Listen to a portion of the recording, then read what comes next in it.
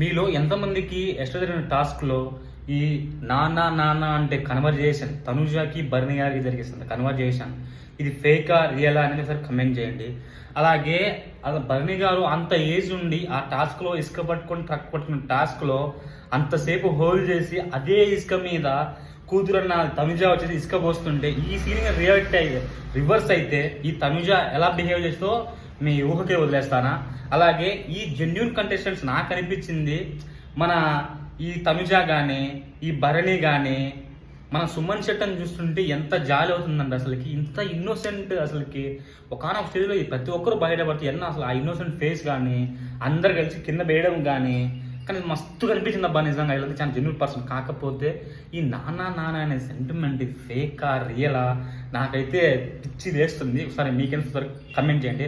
అలాగే మీకేం కమెంట్ చేసి ఫాలో చేస్తే కొంచెం బూస్ట్ అవుతుంది. Please do. Thank you.